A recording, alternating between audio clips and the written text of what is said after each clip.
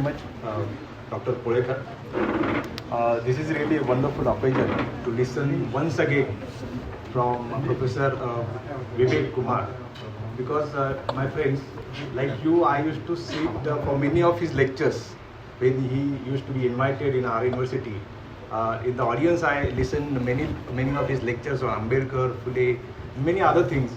Today I found it very privileging to sit on the dais along with him and then listen to his lecture. I will not comment on what he has explained to you because that won't be doing justice. That his lecture should remain in your memory. And here the audience, I am very happy to see many of future lawyers, maybe many of future judges of high courts and Supreme Courts also. So from that point of view, I think it's a very significant, this crowd. I mean, sociology students have very good acquaintance with these all theories and philosophers. But for lawyers, this is also very important because you must be studying jurisprudence, right? In jurisprudence, or you will learn jurisprudence. In jurisprudence, you will be learning theories of utilitarianism, deontology, Bentham, maybe Mill. Okay, these are the people. Bentham and Mill are the people. Those are the philosophers, not people, I would say, who have influenced Phule and Ambedkar. So you will be, doing your practices in the courts of India, right? And you will be addressing to the community who is already influenced and has been, discussed by Phule and Ambedkar. So in order to understand your job, I think it's not only necessary to understand Indian Penal Code or Constitution, but need to understand how Constitution has evolved. Okay, and for that purpose, you need to understand Ambedkar first, and you need to understand Phule to understand Ambedkar. Phule and Ambedkar, this duet is like you need to understand them first, and then only you can understand the society, and then you will understand why laws are created the way they are created. So from that point of view, I would say it is a for you it would be a definitely takeaway session of this lecture. This lecture ended with one important question, and I think that question is very, very important. Everybody should think continuously about that question. And what is that? Are people afraid of Phule's academics? Okay, so I think we should not afraid. There might be some fear in mind to deal with the Phule's academics, but already Pune University we have been dealing with the philosophy of Phule and Ambedkar.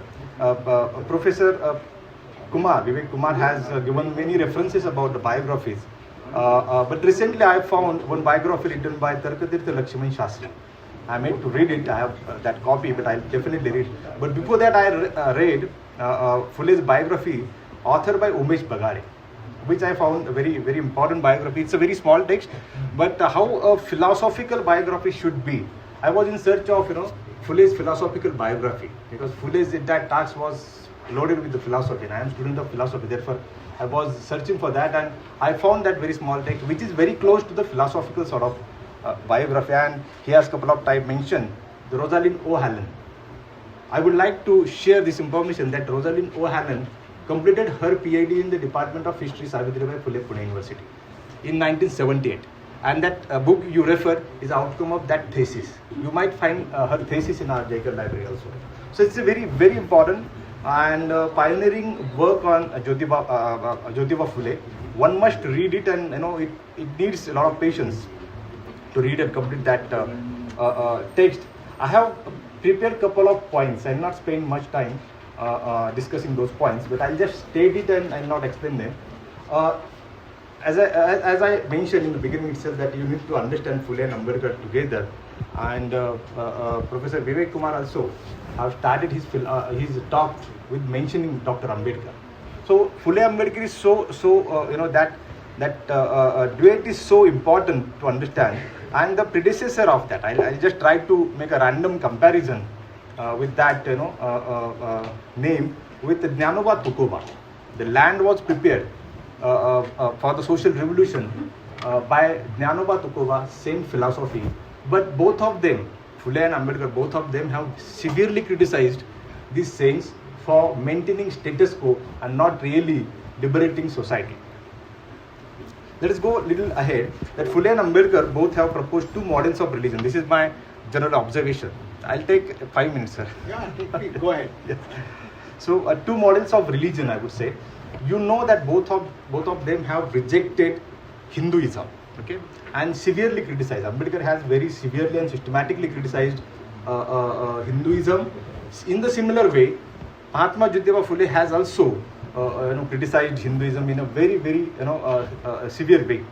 But still, they haven't done away with the notion of religion. They found that the notion of religion is very important for Indian society, for Indian community, and they have provided alternative models of religion. So one need to understand it when you are thinking about their religious, rebellious philosophy. And this one model proposed by Phule is a theistic model, because he talks about Nirmika and the existence of Nirmika. Although it is a very vague idea, we cannot. It is closer to the agnosticism, but still we can say that it is a theistic way of putting the religion. And the second is atheistic. Dr. Babasaheb Ambedkar absolutely rejected the existence of any transcendence, any existence of God. But both of them have proposed, like Sarvajanik Satya Dharma is the model proposed by Phule, and Dhamma, Buddha Dhamma, is a model, and both models are based upon purely ethics, upon purely morality.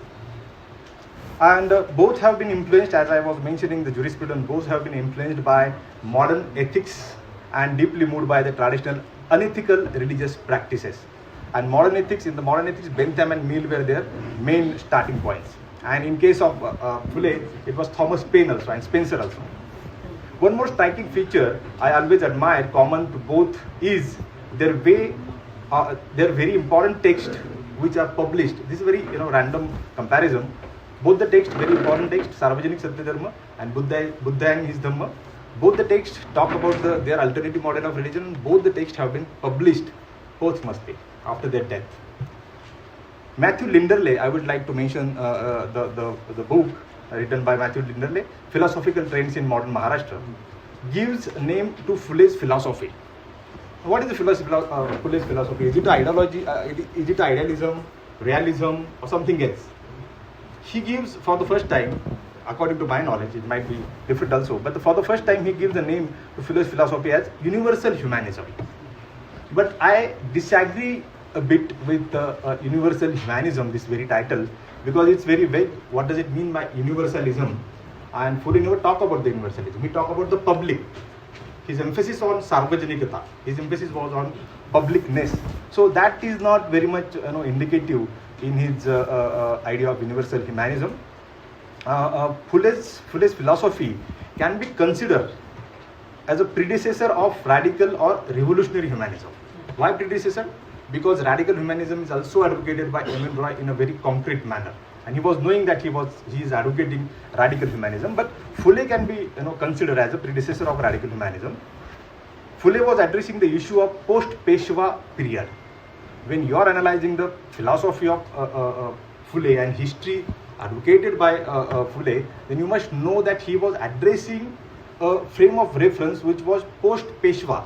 Post-Peshwa means the Peshwai was declined in Pune, and the situation was absolutely chaotic as far as the caste discrimination is concerned, as far as the education is concerned. So his frame of reference was that. So while generalizing Phule's philosophy, you need to understand this. Why radical humanism of Phule? Because it is founded on education, and he is a crusader of caste, dominance of upper layer of the society, deprivation of Shudra and Ati Shudra. So therefore, it can be considered as a radical humanism.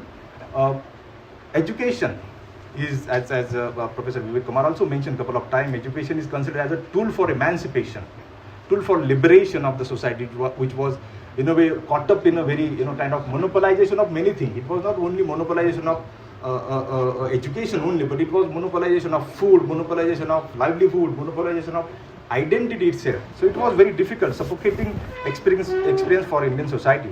So I would like to mention Camille Parquet, who is also a very important author and contemporary scholar. He is a journalist, well-established journalist, who gives a good amount of biographical details of Phule related to his relationship with the Christian missionaries. Phule received his critical and formal education at Scottish Missionary School in Pune, especially those run by Reverend John Stevenson and Reverend James Michel. Cynthia Ferrar was running school. Okay, so this historical reference he has given. Cynthia Ferrar was running a school in Ahilyanagar, today's Ahilyanagar, and the old Ahmednagar. So Phule, along with his friend Sadashiv Govande, visited Ahilyanagar and then took an inspiration of starting schools for girls and depressed classes in Pune. So he went there, he observed the model which Cynthia Ferrar was running, and then from that onward. And I would like to mention here, it might be a random observation also, or generalization, that why Pune is considered today the education hub. It started right from Mahatma Jotiba Phule. Before that, it was a very traditional kind of education, but first opening of the education and making education for the masses available for the masses made by Savitribai Phule and Jotiba Phule first in Pune. So another point I would like to mention here is the reclaiming history. Okay, like he wrote Shivaji's ballad, and there is also controversy who discovered Shivaji's Samadhi in Rajgarh first. Let us not go into that historical debate. But why he wrote Shivaji's ballad? Shivaji's Povara, Kodwari Bhushan he called him, because he wanted to reclaim history for the Shudras, Atishudras and Shriyas. Philosophical argument in that ballad is that true governance and empire building rely on the labor and the merit of the masses, not supposed divine birthright of the upper class.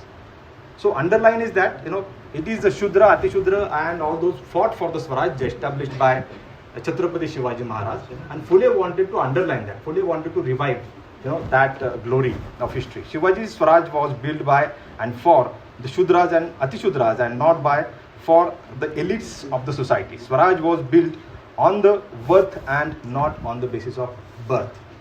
So he philosophically separated Shivaji from religious orthodoxy in a way. Okay, framing, and even today that debate is going on. Okay, framing him as secular, egalitarian and just administrator whose primary moral duty was the welfare of the producing classes. So we need to understand his model of rewriting the history, reclaiming the history and looking at the history. Phule wanted them to realize their shared history of bravery under Shivaji and to use that pride to fight against contemporary oppression of British bureaucrats and Indian upper caste. It's an attempt to rewrite history. The Aryan invasion theory, another very interesting point, we all must know that who were the Shudras? Dr. Ambedkar mentions about the Aryan invasion theory, and he rejects that Aryan never invaded. Aryans are from the indigenous people only. Whereas Phule, who is supposedly one of the gurus, she mentions that there is an Aryan invasion. There are also sources at that time, many books and papers were published who were claiming that Aryan invaded Indian society and then they established. Basically, it was European understanding of their own elitism, and they wanted to establish Europeans are greater, and that is one of the reasons why Aryan theory was very popular at the time of Phule. But Ambedkar denied that. We need to study why that conflict is there. I don't have any specific answer. And another important feature of his rewriting history is his revival of the myth of Khandoba. Okay. Jotiba, Khandoba, these myths are there everywhere in Khandoba. In every village there is a religious place called Khandoba. So why that Khandoba? He want to revive and give the alternative history for the sake of alternative identity. Phule has intervened very strongly in Indology also. Indology is one of the very popular subjects right from Phule's time, and he has make a major intervention into Indology, and Phule can be a base for developing alternative Indology. Why I am attracted towards his Indological understanding, because I did my MA in Indology very recently and I am trying to understand. But I think there is a much space which is yet to be explored to develop alternative Indology, alternative perspective in Indology, and Phule definitely would be a very important starting point. Phule's writing style is philosophical. Why I got impressed by Phule? Because his writing style is philosophical. Plato's dialogue are considered first philosophical text. Those are dialogues. Entire philosophy advocated by Plato and Socrates is the philosophy through the dialogue, and those books are composed dialogues. Phule's style of writing is also dialogical. So I think that is one of the characteristic feature of any philosopher. If he goes on writing any text, he writes in dialogical forms. Almost all philosophical texts are in dialogical form. Plato's dialogue, even for that matter, Upanishads are dialogue. Even for that matter, Bhagavad Gita is also dialogue. So that form has been adopted to give alternative philosophy, and I many times call that philosophy. What is his philosophical method? Like Ambedkar is very clear and explicit about his philosophical method. In philosophy of Hinduism, he says that my method is critical method. My method is not a Platonic method, like synoptic view of everything. So he says my method is critical, and for criticism I need two criterions, and then that discourse he develops. But what is the method of Phule? One can explore, one can say it is deconstruction, but it is not leading towards the nihilism. Definitely the deconstruction and disruption, but most of the Western deconstruction and disruption, contemporary philosophical, they lead to the nihilism, but they are not leading to any sort of nihilism. And why are not they doing that is different. But his philosophical method, most of the time I call it is a Asudi method. शेतकऱ्यांचा आसूड. It is a Asudi method. ते फटका देऊन मोकळं करतात आणि ते सगळ्या गोष्टी तिथल्या सगळे कॉन्ट्रडिक्शन्स, सगळे logical problems, he clears all that. So and you find that in his language. His disciples have also Asudi language. If you read Javalkar's literature, then you will find that how Asud cracks badly to the words. So with epistemology of knowledge, I think Phule tried. Definitely, Professor Vivek Kumar has really wonderfully, portrayed how the epistemology from the margin is created, and what was the knowledge, politics of knowledge, and how we have to intervene into the politics of knowledge.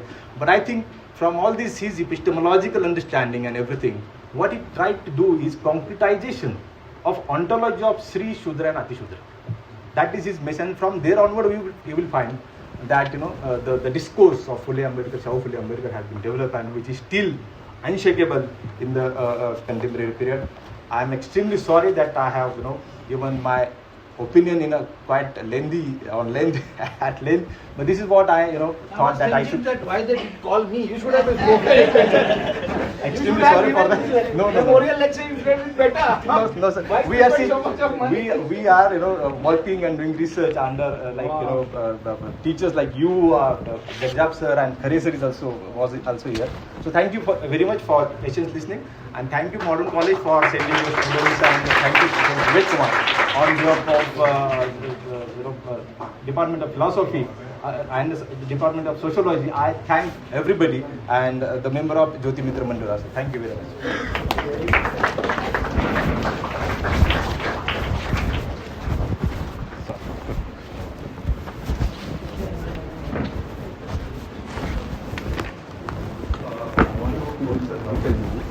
But now I invite Memorial lectures. After memorial lecture, there shouldn't be anything. So that means it's not a memorial lecture. It has become a symposium. I was expecting to call. And that's why I wanted to identify that. The dignity. कहाँ पढ़े, कहाँ लिखे, कहाँ बैठे. I'm thankful to the organizer for inviting me.